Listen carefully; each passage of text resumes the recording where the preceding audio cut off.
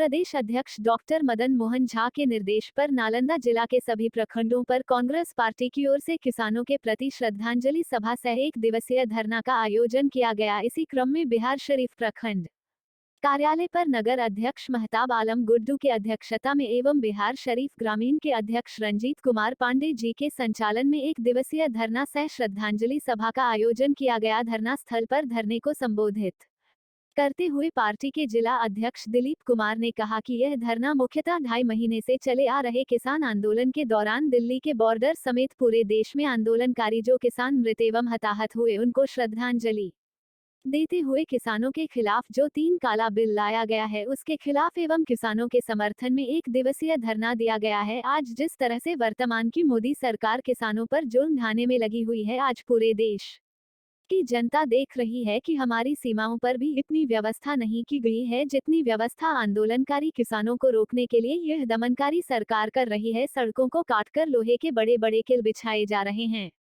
Cement और concrete से बने हुए बड़े बड़े स्लैब सड़कों पर लगाए जा रहे हैं, आंसू गैस के गोले दागे जा रहे हैं, ठंड में भी ठिठुरते हुए किसानों पर ठंडे पानी की बौछार की जा रही है। उसके बाद भी हमारे देश के किसान आंदोलन पर डटे हुए हैं। जिला कांग्रेस कमेटी नालंदा उन आंदोलनकारी किसानों को सलाम करती है, साथ ही सभी किसानों से आह्वान भी करती है कि अपनी एवं अपने परिवार की खातिर देश की खातिर आंदोलन में सहयोग करें एवं इस किसान काला बिल को वापस करवाने में आंदोलनकारियों की मदद करें। यह सभी जानते हैं, कोरोना काल में ही बिना सदन की बैठक बुलाए इस बिल को पास किया गया है। यह कौन सा ऐसा देश पर विपत्ति को आने से रोकने वाला बिल था जिसे बिना सदन में वोटिंग कराए पास कराया गया। कहीं न कहीं यह सरकार की दमनकारी नीति को दर्शाता है। साथ ही उन्होंने तीनों बिल को बारीकी से समझाते हुए बताया कि पूर्व में बिचौलियों और कालाबाजारियों के द्वारा जो अनाज का भंडारण किया जाता था उस पर मुकदमा होता था। केस मुकदमे के डर और पकड़े जाने के डर से लोग भंडारण और कालाबाजारी नहीं करते थे। आज सरकार के द्वारा जो बिल लाया गया है उसमें यह सब दर्शाया गया है कि आप जितनी कालाबाजारी करके अनाज रख सकते हैं रखिए, कोई केस मुकदमा नहीं होगा। इससे साफ पता लगता है कि कहीं न कहीं बड़े पैसे वालों और कॉर्पोरेट जगत को जमाखोरी के लिए यह बिल लाया गया है। आज किसान और हमारे पशुपालक यह देख रहे हैं कि उनके द्वारा 30 से 32 रुपए किलो दूध खरीदकर बड़े बड़े डेयरी प्रोजेक्ट के लोग उसे बाजार में 52 रुपए किलो बेच रहे हैं, जबकि पशुपालक किसानों का दूध का लागत मूल्य भी 32 रुपए से ऊपर है। आज पशुपालक भी बर्बाद हो रहे है। ठीक इसी तरह से कल किसानों के द्वारा उपजाए हुए अनाज को यही कॉर्पोरेट 15 से 20 रुपए किलो लेकर उसे खुले मार्केट में 90 से 100 रुपए किलो बेचने की तैयारी कर रहे हैं, जिसे हमारे अन्नदाता समझ चुके हैं। और हद तो तब हो गई जब इसकी प्लानिंग पूर्व से ही वर्तमान की सरकार के द्वारा बड़े बड़े कॉर्पोरेटरों को सैकड़ों एकड़ जमीन गोडाउन बनाने के नाम पर कौड़ी के दाम में दे दिया गया। जिला अध्यक्ष ने बिहार की भी चर्चा करते हुए कहा कि यहाँ पूरे बिहार में पैक्स के नाम पर लूट मचा हुआ है। सभी जानते हैं कि बिहार में 80% किसान अपनी खेती खुद नहीं करते हैं, बल्कि खेती करने वाले किसान गरीब मजदूर कोई और है। उनका उपजाया हुआ अनाज आज कोई पैक्स नहीं ले रहे हैं, बल्कि जमीन मालिक से खेत का रसीद ले लेकर उन्हें 10-5 हजार रुपए का लालच देकर उनके नाम पर सिर्फ कागज पर धान की खरीद कर बीच का पैसा बिचौलियों में बांटा जा रहा है। उन्होंने कहा, मैं जिलाधिकारी से मांग करता हूं, साथ ही माननीय मुख्यमंत्री जी से भी मांग करता हूं कि इस आशय की सही जांच करवा लें। आपको सारा दूध का दूध और पानी का पानी नजर आ जाएगा। सही मामले में जो किसान अनाज उपजाए हैं उनके अनाज को आज 1300 रुपए क्विंटल में व्यापारी उनके घर और खेत खलियान जाकर ले रहे हैं, जो उनके लागत मूल्य से भी कम है। अतः किसानों के द्वारा एमएसपी का किया जा रहा मांग पूर्ण रूपेण सही है। यह कैसी विडंबना है, किसानों के द्वारा उपजाया गया आलू बेचकर भी किसान कंगाल हैं, और उस आलू से 5 रुपए किलो आलू खरीदकर 2000 रुपए किलो आलू का चिप्स बनाकर बेचने वाला कॉर्पोरेट मालामाल है। या किसानों के लिए बहुत बड़ी समस्या पैदा कर रही है। सरकार को यह सोचना चाहिए कि कहीं ऐसा ना हो कि अन्नदाता अगर अन्न उपजाना छोड़ दे तो देश में खाने के भी लाले पड़ जाएंगे और देश गृह युद्ध की राह पर चल पड़ेगा। आज वर्तमान की सरकार अपने पिछले सारे वादे को भूल रही है।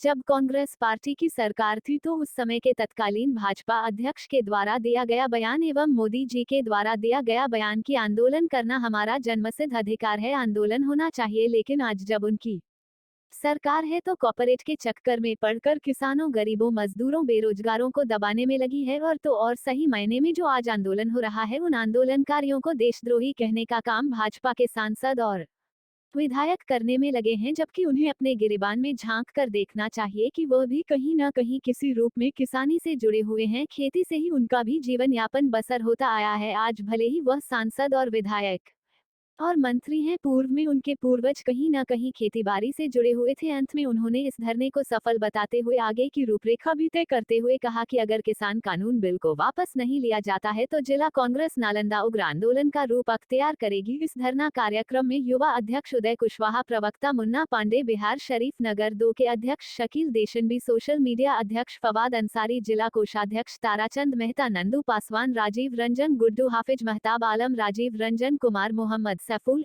एजाज अहमद, मोहम्मद मुन्ना, मोहम्मद गुड्डू के अलावे दर्जनों की संख्या में मौजूद थे। देखिए, आज हम लोग नालंदा जिला कांग्रेस कमेटी की ओर से जो दिल्ली बॉर्डर पर संघर्ष के दौरान जो अभी किसानों का आंदोलन चल रहा है, उस आंदोलन में जो भी किसान हमारे हताहत हुए हैं, सबसे पहले तो मैं सरकार से मांग करता हूं कि उन्हें शहीद का दर्जा दिया जाए। साथ ही हम लोग उनको श्रद्धांजलि देते हुए किसान जो काला कानून काला बिल आया है, इसके खिलाफ हम लोग धरना पर भी बैठे हुए हैं और सरकार से मांग करते हैं कि जितनी जल्द से जल्द हो सके उस किसान विरोधी बिल को वापस लिया जाए। आप देख रहे हैं, सभी लोग, पूरा हिंदुस्तान देख रहा है, इससे जिस तरह से हिंदुस्तान के बॉर्डर पर जितनी सुरक्षा व्यवस्था नहीं की गई है, उससे अधिक सुरक्षा व्यवस्था किसानों को दिल्ली नहीं घुसने के लिए किया जा रहा है। तो कहीं न कहीं देश के किसानों के साथ अन्याय हो रहा है। कांग्रेस पार्टी इस अन्याय को बर्दाश्त नहीं करेगी और हम लोग गांव से लेकर सड़क तक और सदन तक इस बात के लिए आंदोलन करेंगे। आज एक दिवसीय धरना दे रहे हैं प्रखंड कार्यालय में। यह धरना किसानों के सम्मान में दिया जा रहा है। अभी पूर्व से ही देख रहे हैं, लगभग 76 से 77 दिनों से लगातार धरना प्रदर्शन किसान भाइयों दे रहे हैं। उसमें कई लोग अपनी जान गंवा चुके हैं और जैसा कि सब लोग, हम लोग का मांग है कि उनको शहीदों का दर्जा दिया जाए और ये जो तीनों काले कानून हैं उसको जल्द से जल्द अविलंब वापस लिया जाए और किसानों के हित में एक नया फैसला लिया जाए। क्या नाम है? उदय कुशवाहा।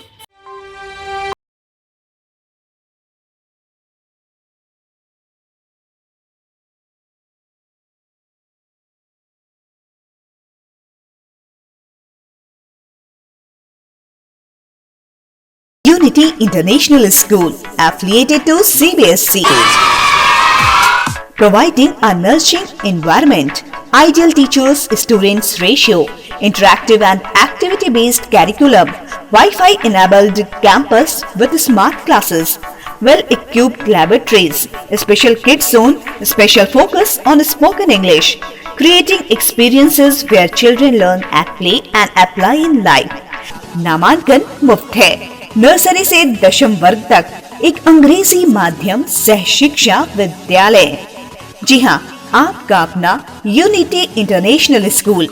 हमारी विशेषताएं: एक स्वच्छ एवं पोषित वातावरण, बच्चों को कुशल शिक्षकों का सानिध्य, आदर्श शिक्षक विद्यार्थी अनुपात, पारस्परिक एवं क्रियाकलाप पर आधारित पाठ्यक्रम, छोटे बच्चों के लिए विशेष सुविधा, अंग्रेजी वार्तालाप पर विशेष ध्यान, आधुनिक उपकरणों से लैस विज्ञान एवं कंप्यूटर प्रयोगशाला। ऐसा अनुभव देना जहां बच्चे खेल खेल में सीखें और उसे जीवन में लागू करें। हमारे बच्चों के लिए असीमित अवसरों को बनाना। इस विद्यालय में हर वर्ग में 40 बच्चों का ही नामांकन होगा, इसलिए जल्दी से नामांकन कराएं। Unity International School, Kanchanpur, Bihar Sharif, Nalanda. तो याद रखें, हमारा मोबाइल नंबर 9934010046, 9934015066।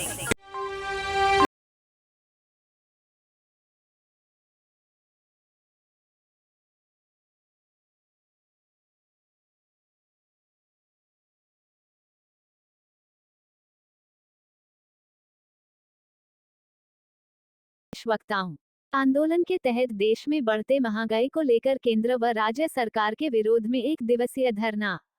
आज के इस धरना के माध्यम से सरकार से यह मांग की गई कि देश की जनता को मुफ्त बिजली की व्यवस्था की जाए, गैस सिलेंडर का दाम 400 रुपए किया जाए, पेट्रोल 50 रुपए प्रति लीटर एवं डीजल 40 रुपए प्रति लीटर की जाए। साथ ही देश के भूमिहीनों को रहने के लिए 3 डिसबील जमीन मुहैया कराया इस अवसर पर देश बचाओ आंदोलन के राष्ट्रीय संयोजक दिलीप कुमार ने लोगों को संबोधित करते हुए कहा कि आज केंद्र व राज्य सरकार की टैक्स वसूली नीति के कारण महंगाई परंपर है।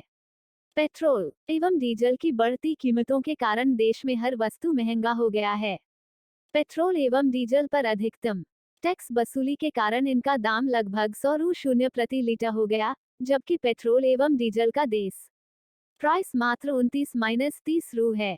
इसी तरह केंद्र सरकार सब्सिडी के नाम पर रसोई गैस धीरे धीरे महंगा कर दिया, जिसके कारण आज आम जनता 850 रू शून्य प्रति सिलेंडर गैस लेने में असमर्थ हो रही है। यही हाल बिजली का है। बिजली बिल इतना महंगा हो गया कि आम जनता बिजली बिल भरते मरते परेशान है। दिल्ली जैसे संपन्न राज्य में 200 यूनिट तक बिजली फ्री है, तो फिर बाकी राज्यों में बिजली फ्री या सस्ती क्यों नहीं हो सकती। इस अवसर पर सह संयोजक नरेश प्रसाद चौहान ने कहा कि आजादी के 72 साल बाद भी हमारे गरीब भाइयों को घर नसीब नहीं है और वो किसी तरह अपना सर ढकने का काम कर रहे हैं। अतः सरकार से हमारी मांग है कि उन्हें रहने के लिए कम से कम 3 डिसमील जमीन दिया जाए। कि इस धरना में सैकड़ों लोगों ने भाग लिया। इस अवसर पर सभी कार्यकर्ता मौजूद थे। बाजार में पेट्रोलियम का मूल्य कम होने के बावजूद भी स्टेट सरकार एवं केंद्र सरकार के टैक्स के कारण कई गुना दाम बढ़ा करके लिया जाता है, जिससे जनता की कमर टूट रही है। यहाँ तक कि भारत से ही नेपाल और बांग्लादेश को सप्लाई किया जाता है तो वहाँ सस्ता मिलता है और भारत में महंगा मिलता है। तो इसका मतलब है कि सरकार बहुत ज़्यादा टैक्स लेती है, जिससे जनता का कमर टूट रहा है।